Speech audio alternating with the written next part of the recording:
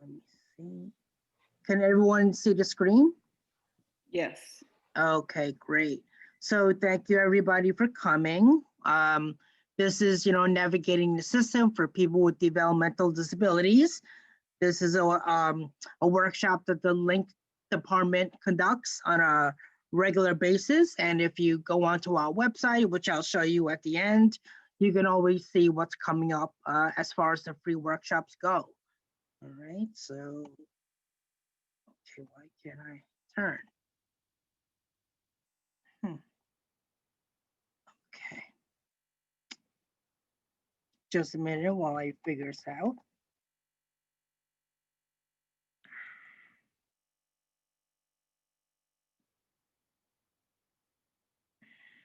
Okay.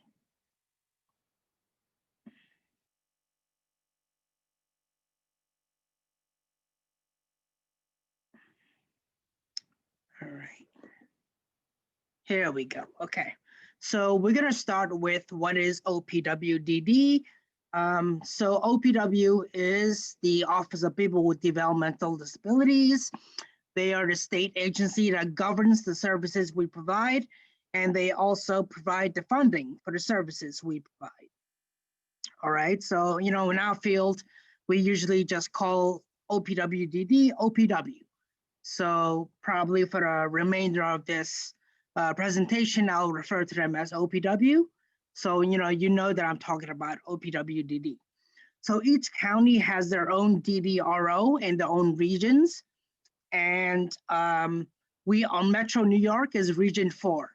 Just, for your knowledge, we are Region 4. And of course, OPW is a strictly New York State. So for any families that don't live in New York, this probably wouldn't apply to you. You would have to refer to your own state's guidelines.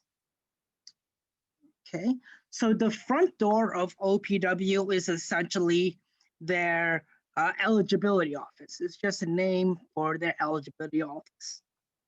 And the front door is the person-centered process for establishing access to services for those who are seeking eligibility and even to those who are seeking to add on new services. So for new families, they have to go through the front door. For families who are trying to add additional services, they still have to go through the front door. But they will, with families who have established eligibility, they'll have the ability to work with their care manager to apply for new services. And we'll touch upon the care manager later on. So for families that are starting the new process, they do have to attend a front door information session. Due to COVID, it is now strictly virtual, and you can attend the front door sessions for any boroughs, all right? When applying for eligibility, you do have to deal with the DDRO of the county you live in. So Brooklyn families strictly have to deal with the Brooklyn DDRO. However, when it comes to the front door sessions, you can attend any session from any borough. Just really depends on, the availabilities and when the next sessions are. So if the Brooklyn family needs to attend the front door session and the closest one is one from the Bronx, 2 weeks from now, you could attend that Bronx session. Just make sure that you have a certificate of attendance as proof of your attending the session. Excuse me. So to be able to attend the session, I should call or email these numbers? Yes. Okay. Have you attended one before? No. Okay, yeah. So definitely reach out to one of them and then just ask to, help me sign up for a virtual front door session. Okay, thank you. All right. It says here, important to note, OPW is not approving services that are not currently running due to COVID, because a lot, of especially site-based programs, aside from day rehabilitation, like respite programs, recreation, weekend programs, a lot of them are still not running yet. But you can get approval for services that are still operating.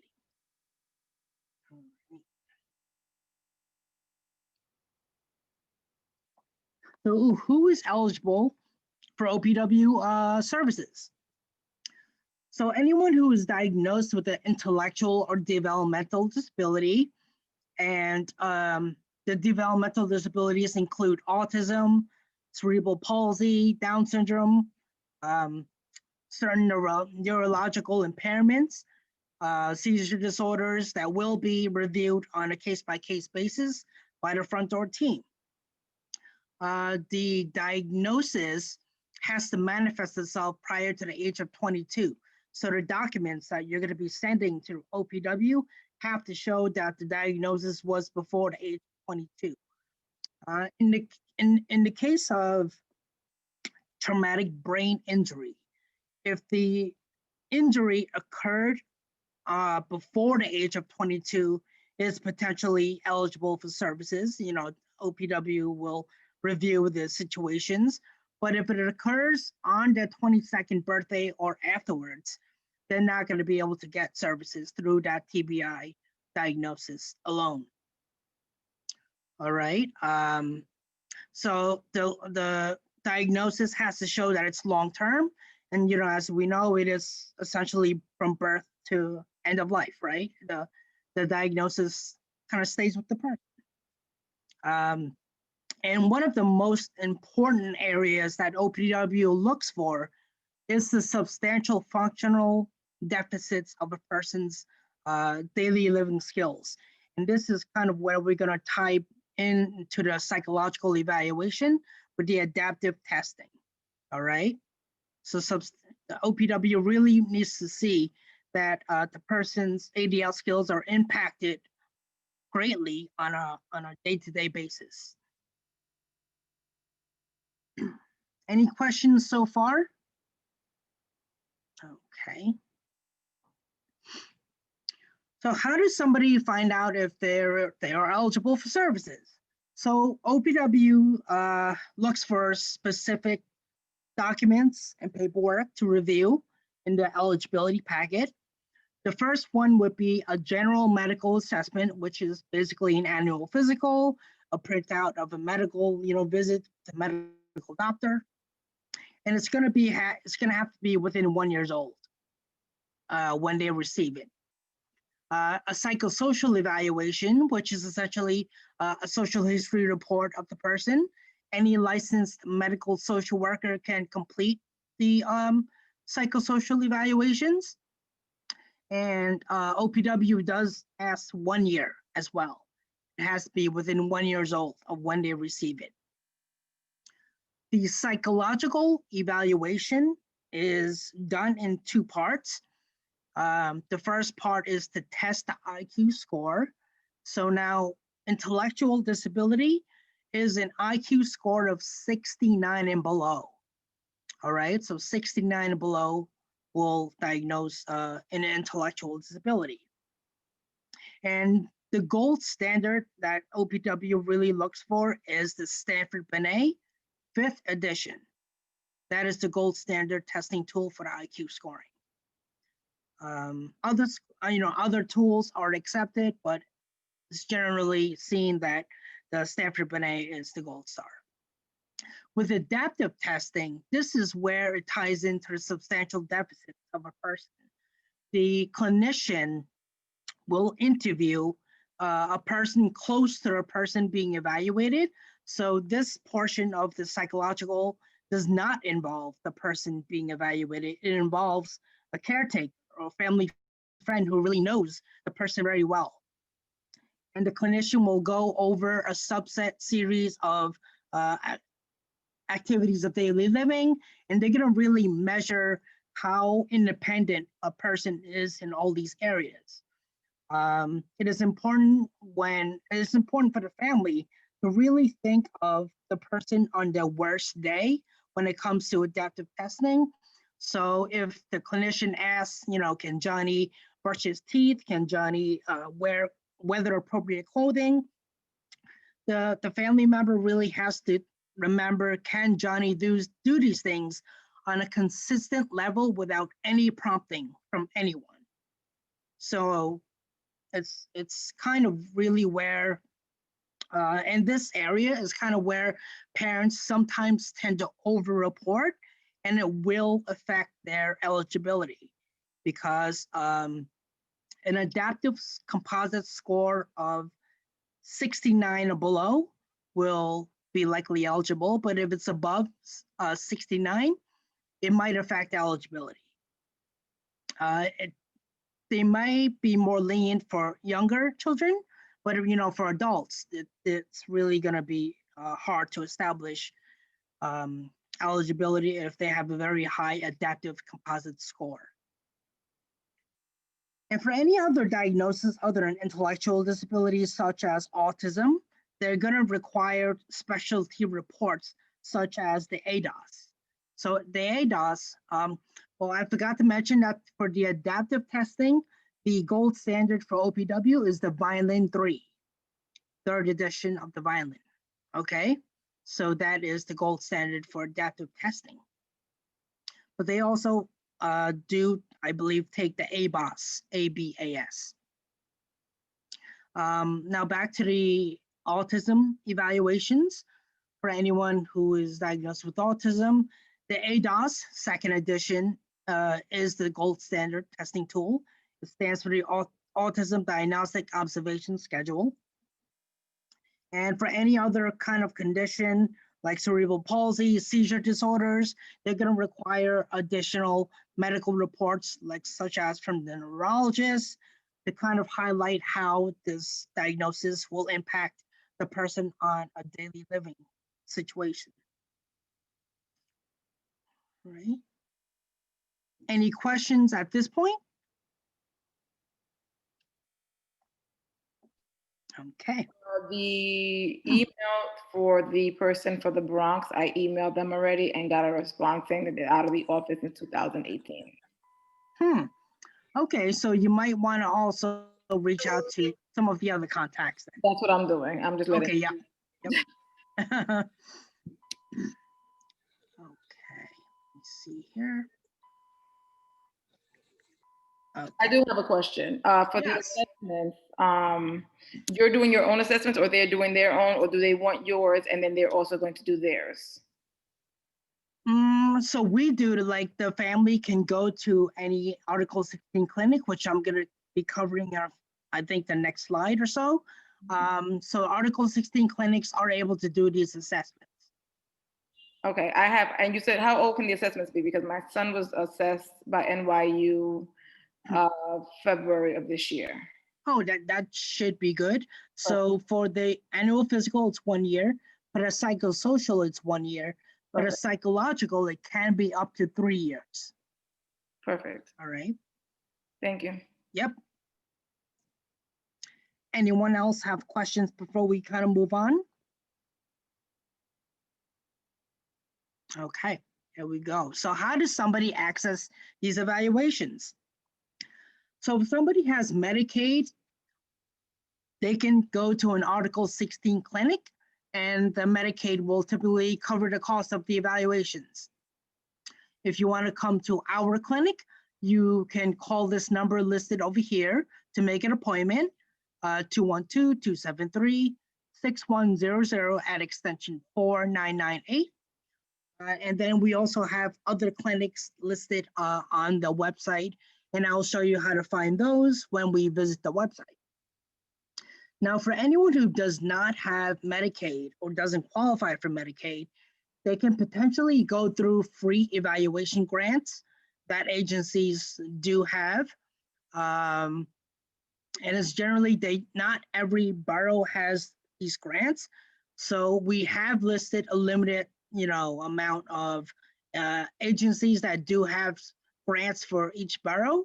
So like for the Bronx, AHRC and New York State Institute of Disabilities have grants, and YAI also has limited slots for the Bronx families and Staten Island families. YAI does have grants for Brooklyn, Manhattan, and Queens. It is best to call agencies to find out what the grant criteria are because they do change often. So from year to year, the criteria may have changed. So it's best to just call the agency to talk more about it.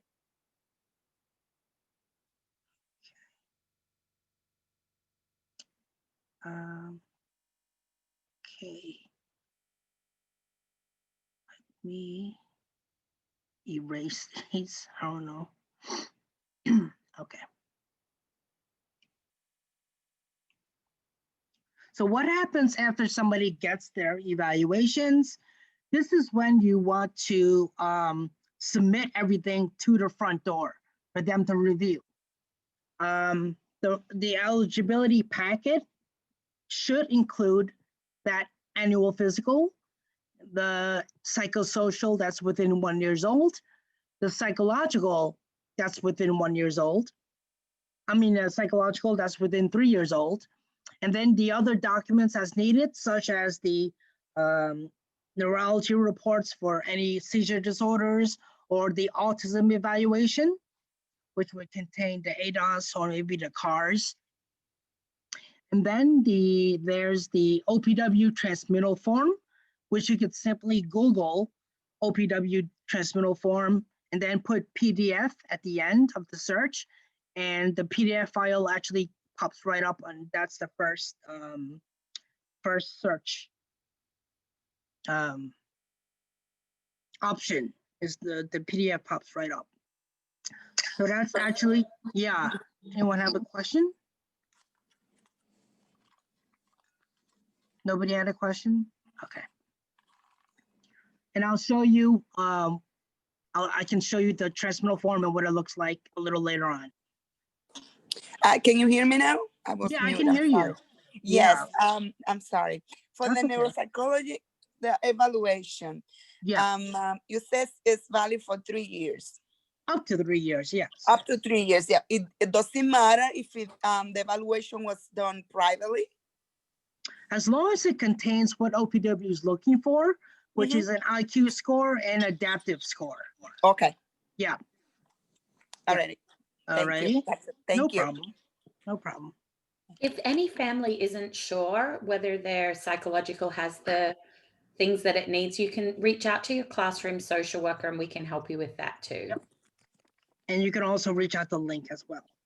Thank you. Alrighty.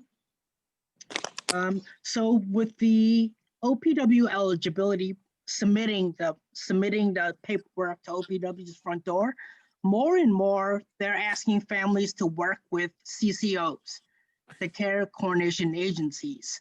And I'll cover that on next few slides. So the CCOs are able to work with the families to submit everything for them through a system called Choices. All right. So when the packet is received by the front door, they typically have within 30 days to review everything and to get back to families. Now the letter of determination will be sent in the mail. They do not call out the families. They do not email. The letter is sent via, regular mail. And the letter of determination may have a few different options. They could say that the person is deemed eligible. They can say that they're not eligible. Hold on.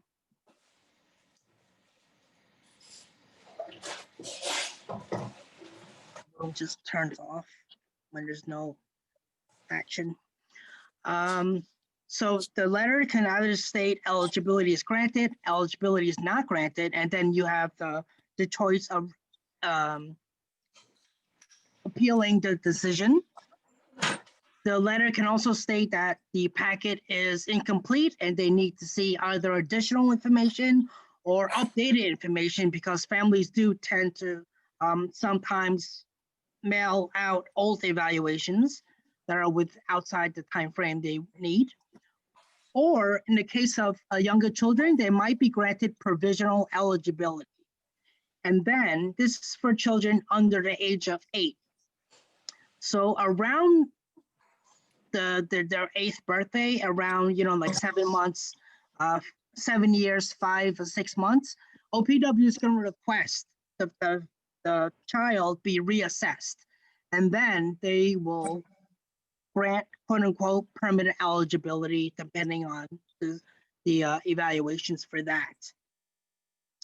Now, obviously, COVID-19 has affected all of this in their process. So the review process is definitely taking a lot longer for some families past the 30 days that they really should be hearing back from OPW. You can always call the front door at the numbers I listed in the beginning to kind of follow up on the packet review process. Question, Yeah. it says mail application package to the eligibility unit. We get where's that? Would that the address from the front door during those sessions? Yeah. But Okay. again, more and more, OPW really wants the families to work with the CCOs. So that's probably a family's best bet, is to reach out to one of these CCOs to kind of help assist in the eligibility process. How do I do that? Reach out. Yeah, no, I'm gonna, on the CCO slide, we're gonna have numbers listed. Sorry, I thought I missed that part. Okay. No, we're still moving towards that part. So the last part of the process is the EAA tool in the DDP2, which is essentially a one-to-one conversation from the family with the front door staff, and they really kind of draw up a plan for the person who's receiving eligibility. They really want to know what the person wants for themselves. They want to know what the family wants for them. It's really to draw up a life plan, so to speak, to really identify what the person is working towards. Okay. Any further questions before we move on to the next slide?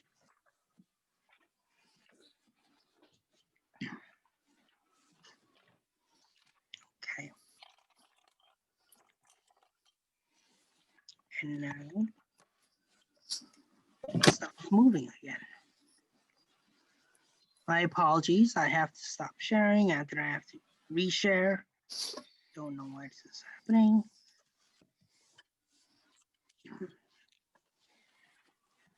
Okay.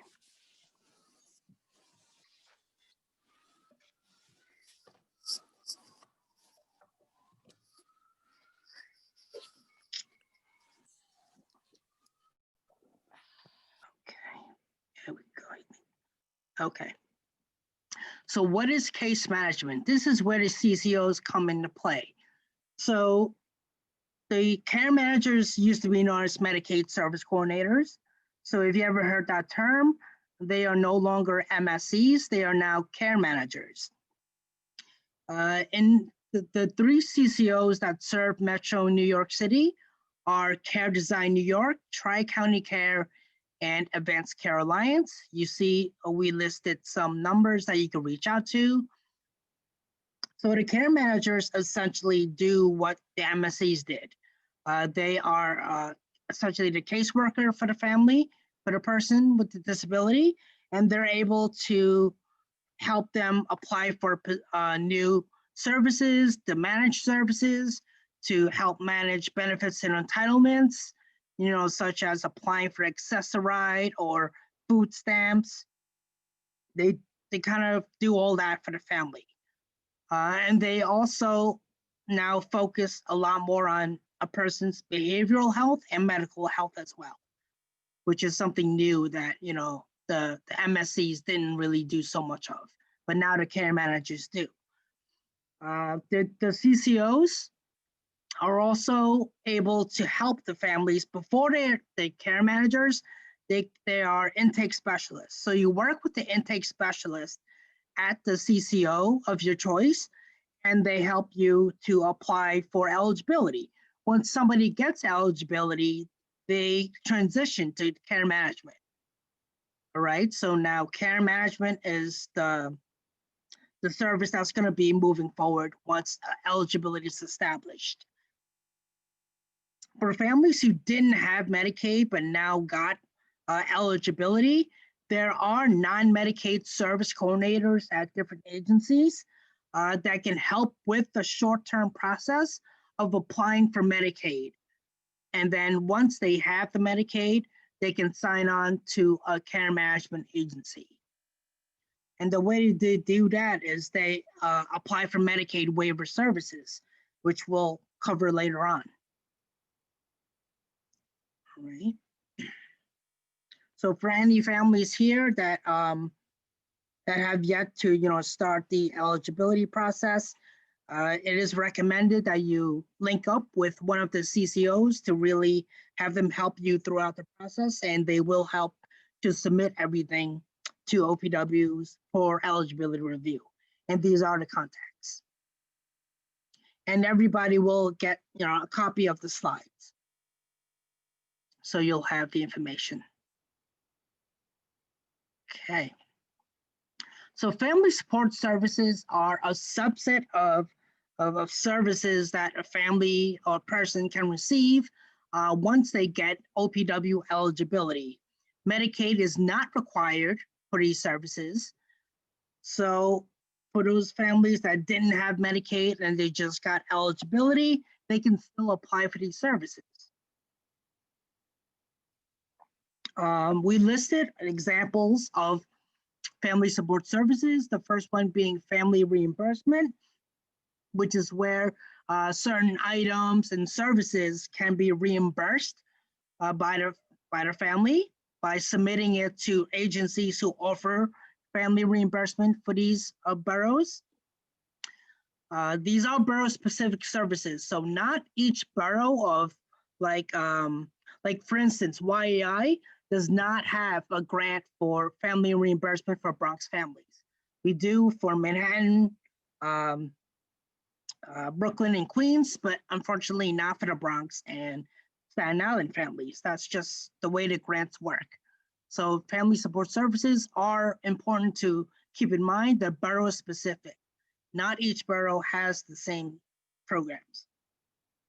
Again, the family reimbursement is where the family can potentially reimburse for clothing, for items specifically to the needs of the person with the disability. And each application does require a justification letter as to why these items or services were purchased or needed and how it helps the person with the disability. The applications are reviewed by a family support committee within the agency. And then once they approve that, they move it to OPW, who has final approval. Right. Behavior management is another form of family support services. It's important to remember that behavior management is not ABA. So they might include ABA techniques, but if a family is specifically looking for ABA services, we don't have that. You would have to look specifically for ABA. Behavior management is when the family works with the behavioral specialist to kind of identify strategies and to kind of really look towards why the behaviors are happening and how to recognize signs that it's about to happen, and they strategize with the family to prevent these behaviors from happening.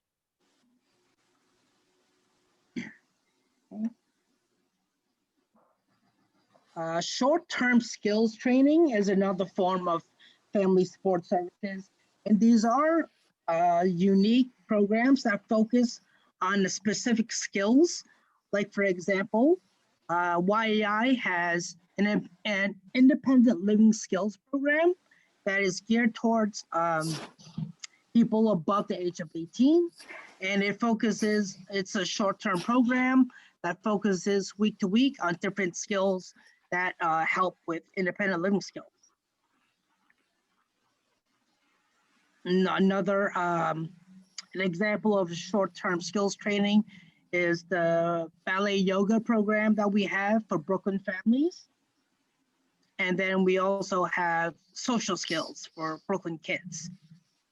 It's always good to contact the agencies to identify these programs and to really kind of, see the criteria for how to qualify for these programs.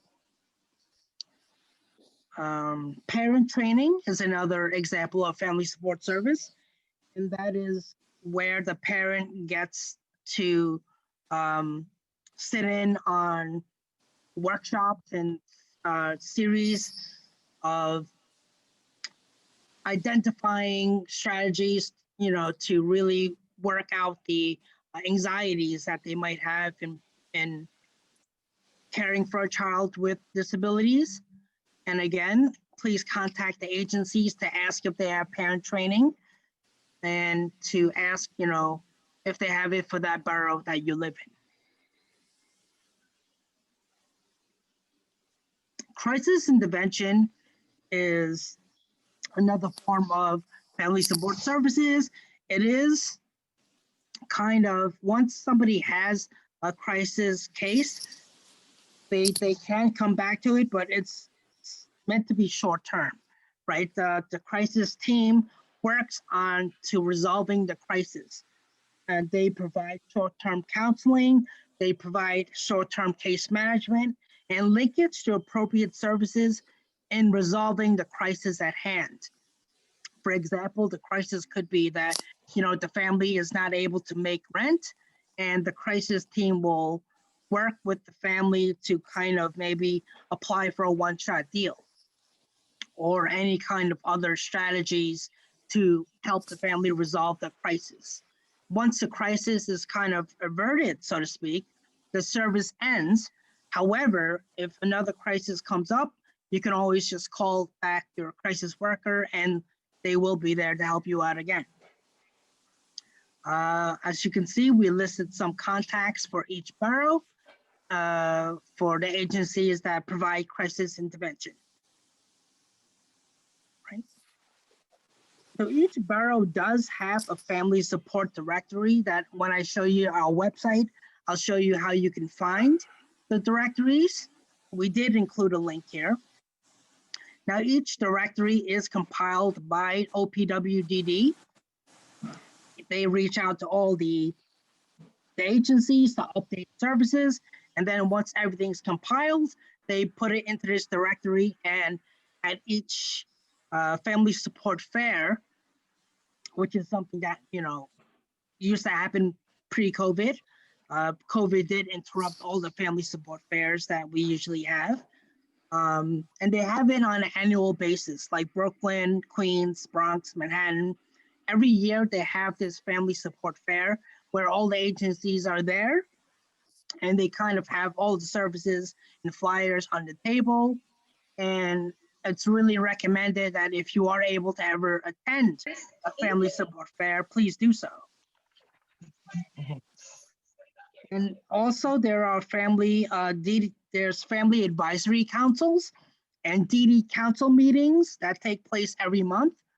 You could definitely do research to find out when these meetings are and to attend them. Usually it is in person, but again, due to COVID, things are virtual now, which may actually be a lot easier for families. So find out when these DD council meetings are happening. They're usually done over Zoom. And then I highly recommend that you do attend one of them. The agencies are there, OPW is usually there, and they kind of give reports on how everything is in the OPWDD world. Okay. And feel free to always, reach out to Link to find out when the next meetings are. We could definitely let you know. Any questions before we move on?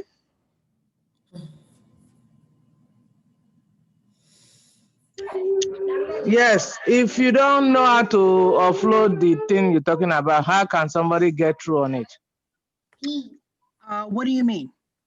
Like to get the meetings and all this. Is the school that sent me this link that I know that people have a meeting right now.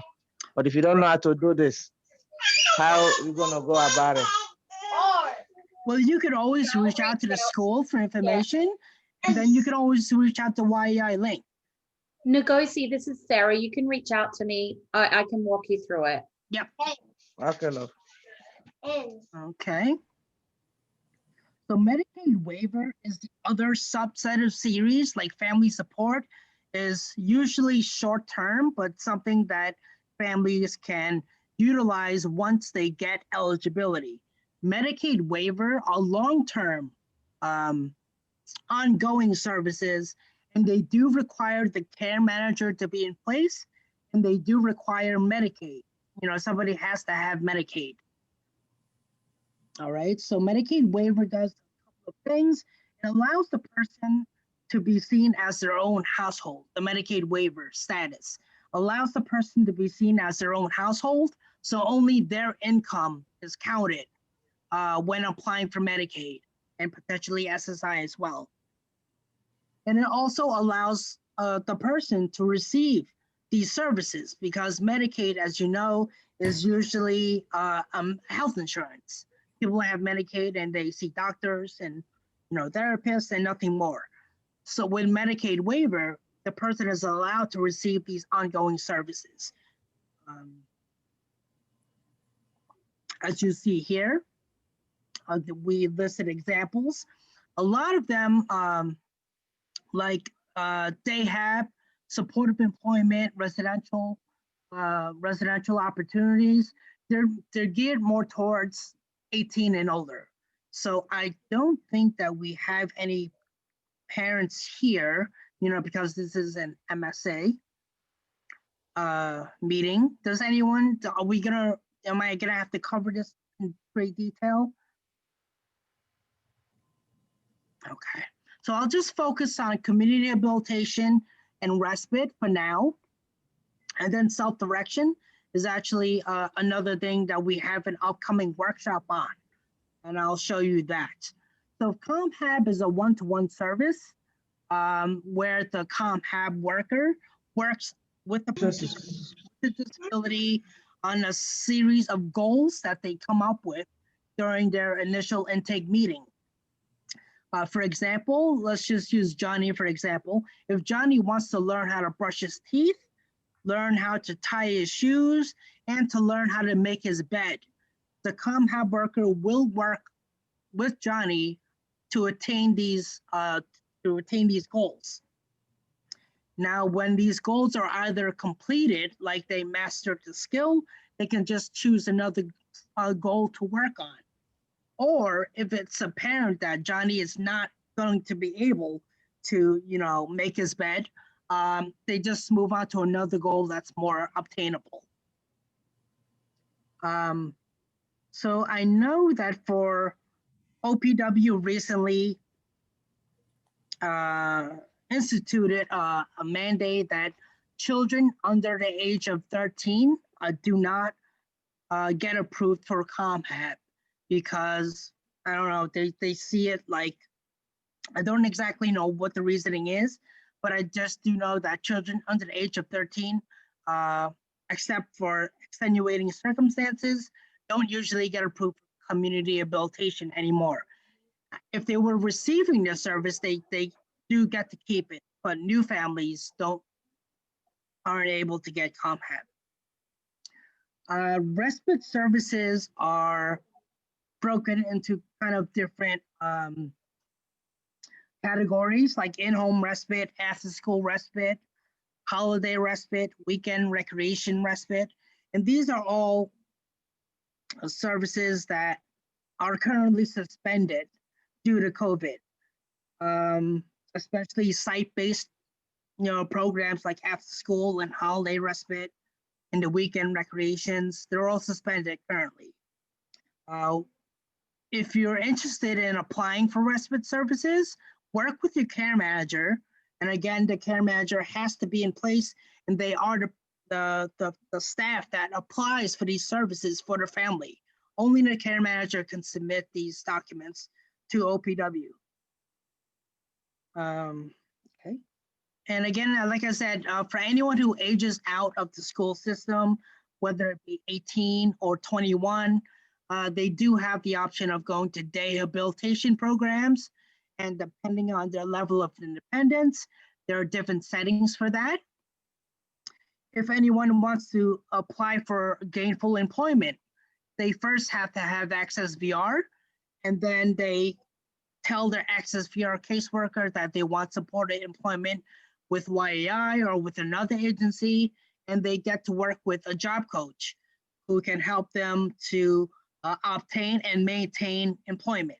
They can work with them to build up a resume, to apply for positions, and to really kind of provide oversight so that the person is able to do a good job.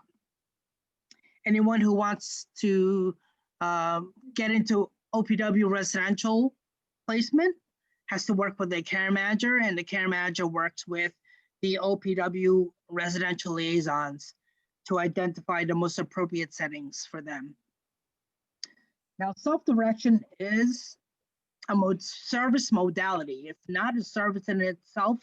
It's kind of a service modality where the family works with the care manager, a support broker, and a fiscal intermediary to have an OPW budget given to them.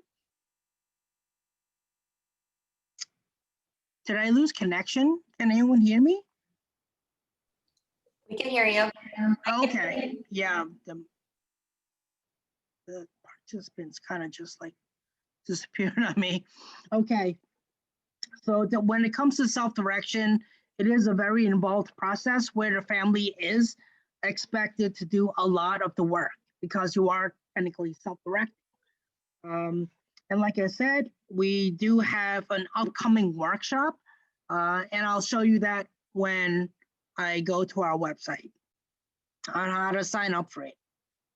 Okay, it is a very involved process. So if you're interested in self-direction, I do highly recommend that you attend a couple of workshops to get a good sense of if this is for you.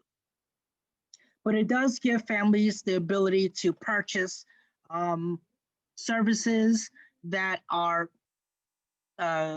outside of the usual OPW services. Okay.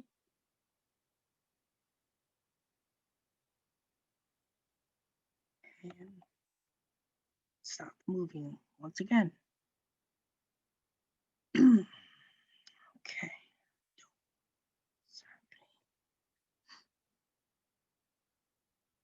My apologies.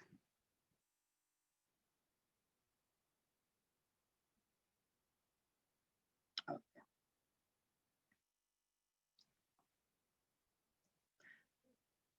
So CSIDD used to be known as New York START, and they recently, as recent as the beginning of this month, changed their name and a little bit of their criteria to receive the service.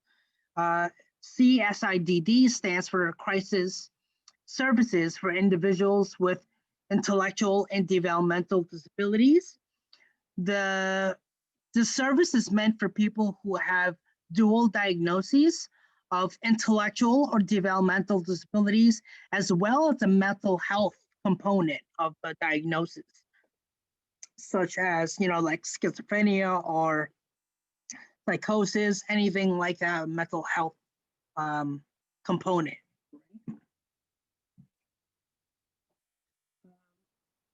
People above the age 6+ and have Medicaid are able to get this service. And they are actually able to receive it in the house, in the community, or in a certified residence like OPWDD residential. So if somebody lives in an OPW certified residence and they need the service, they can receive it. It is a crisis prevention and intervention service.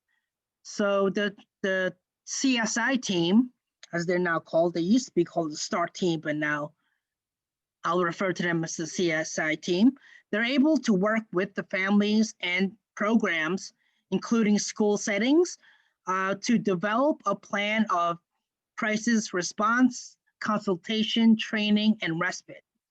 They do actually have a respite program that you if you're interested in finding out more information, call the CSI teams.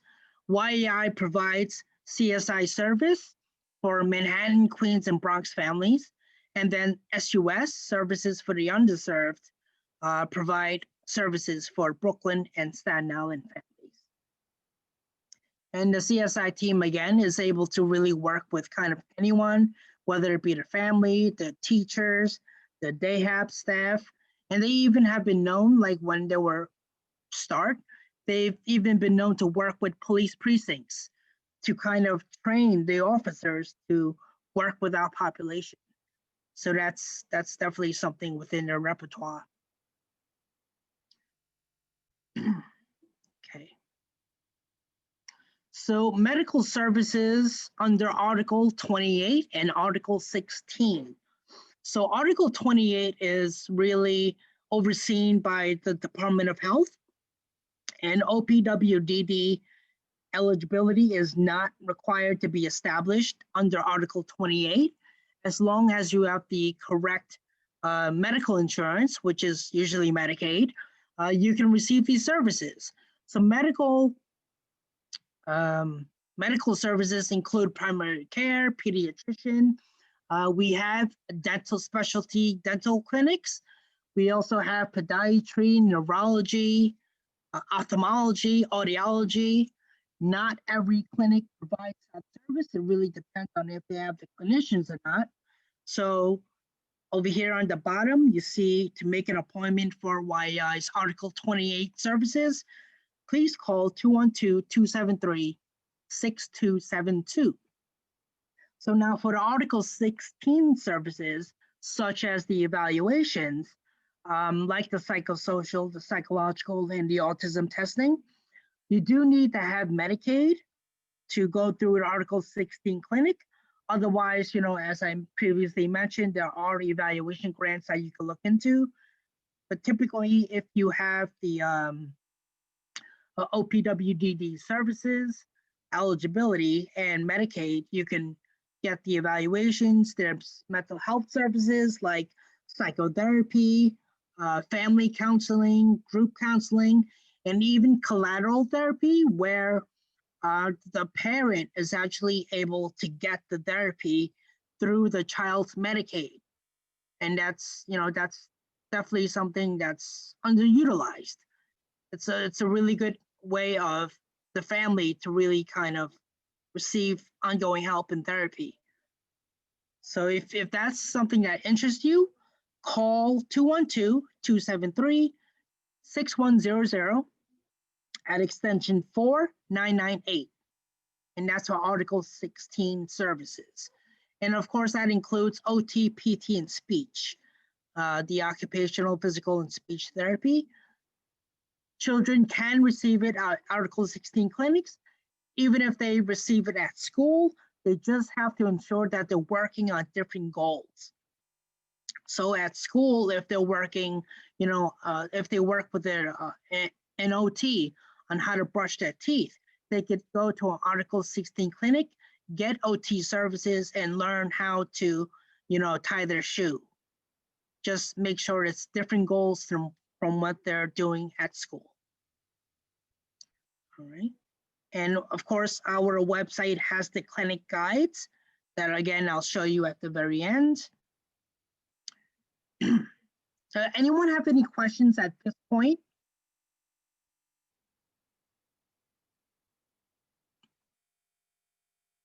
Anybody? I have a question. Yes. Are these only for Medicaid? Because there's a number that says Medicaid. I must have missed this, but Article 16 and Article 28 clinics, are those for Medicaid qualified only? Yes, for the most part, yes, Medicaid is required. Now with Article 28, Yeah. OPW is not necessary. OPW eligibility is not necessary.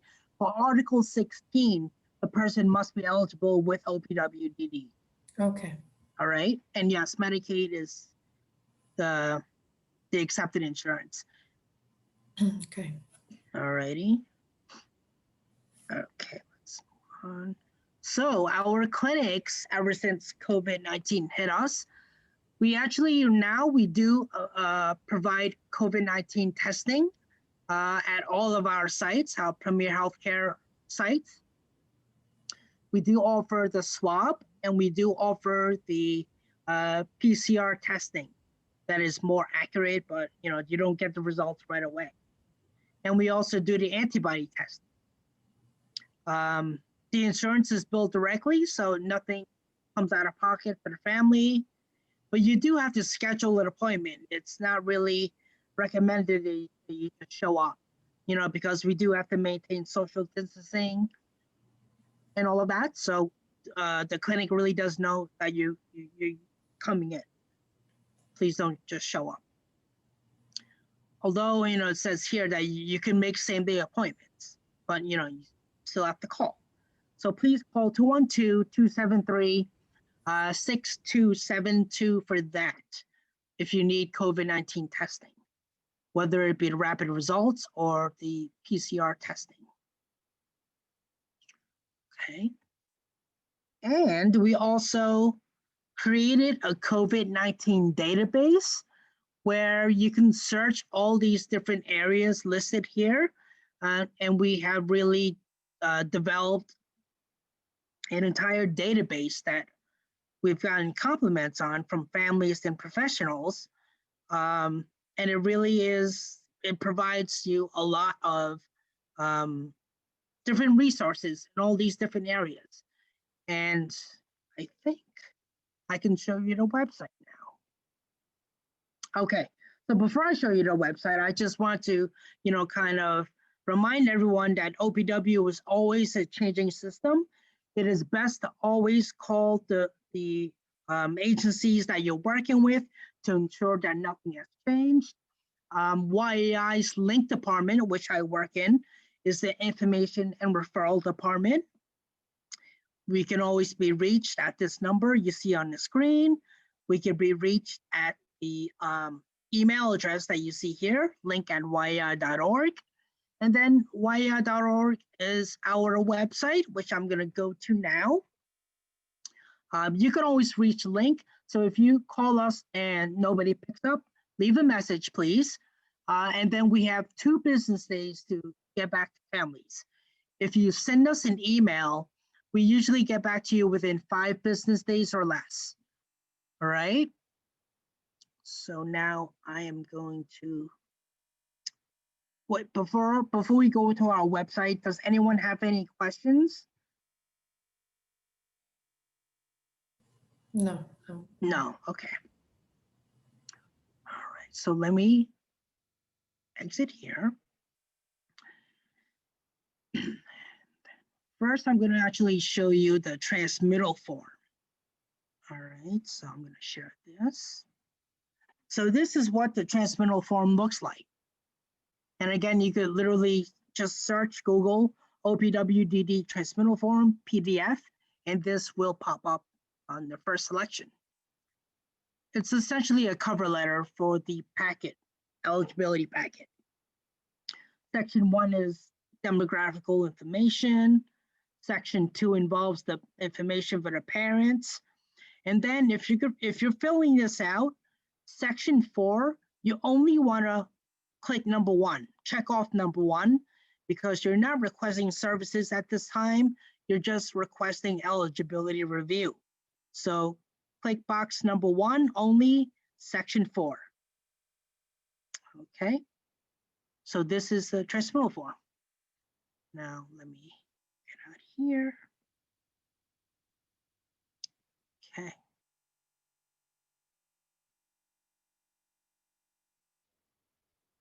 Okay, so this is our website. As you can see, it's yai.org. And then we have all these different tabs. So I'm going to show you first how to find the family support guides and the clinic guides. You go under services and it drops down. You click IDD resource library right here. You're not going to see vacancy. That's something that is, you know, only the link department has access to. So you're not going to see vacancy. IDD resource library, you click. And then here it is. You're able to search stuff, the categories. But over here, you're going to see directory of family support services. You click on that. And then you see for each borough, the family support guide: Manhattan, Brooklyn, Queens, Bronx, Staten Island, Long Island, and Westchester. So I'm just going to click on one, Brooklyn. And then this is their Brooklyn guide. You'll see the different table of contents for different programs. Go on. And then you'll see the grids over here. Let me see if can I turn this over? There we go. Okay, better. You'll see the listed agency, the contact information, the population that, you know, the criteria of that program, and then a short description of the program itself. And it goes to different categories, after school programs. If you go down more, you'll see counseling and training and socialization groups. So each guide is, you know, a little bit different. You're not going to always see the same setup, but they will always list the agencies that have the service, the contact person, and the criteria for the program. All right, so that's the guides. And now, if you go down further, still under services and resource library, you'll see directory of IDD specialized clinics. These are Article 16 and 28 clinics. Now we do have here Manhattan, Brooklyn, Queens, and the Bronx. So I'm just gonna click here on the Bronx. And you'll see here, Article 16 clinics and the different agencies. A little bit of this seems to be outdated because FEGS no longer is FEGS. All right, but definitely you can take a look around to the borough, the right borough of your choice.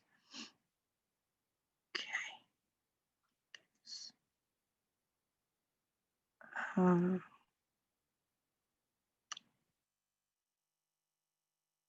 Sorry about that. Okay. Does anyone have questions?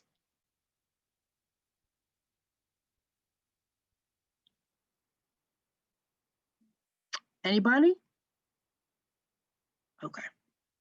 So our COVID-19 database can be found here. If you go to the front page, you always click on our logo to go back home. Click on these arrows to navigate, and here it is, the COVID-19. Click on this. Visit COVID-19 database. And here it is. This is our database. There's categories that you could click on, and it'll list all the different resources under that category. You could also, you know, age range, regions. So definitely when you get a chance, just visit our database and find the resources that may be relevant to you.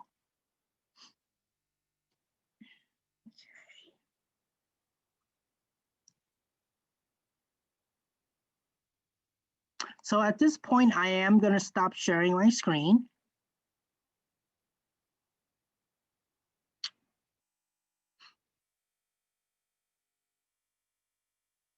Does anybody have questions, comments, anything? I have a question. Yes. I did the front door registration, starting with the process. Yeah. But since this COVID started, we haven't done any evaluations. So for how long? I'm sorry, I joined in late, so I don't know if you've covered this before. Oh. But so how long is this certification valid? Because we haven't done any evaluations. Well, for the front door, once you get the certificate, you're good.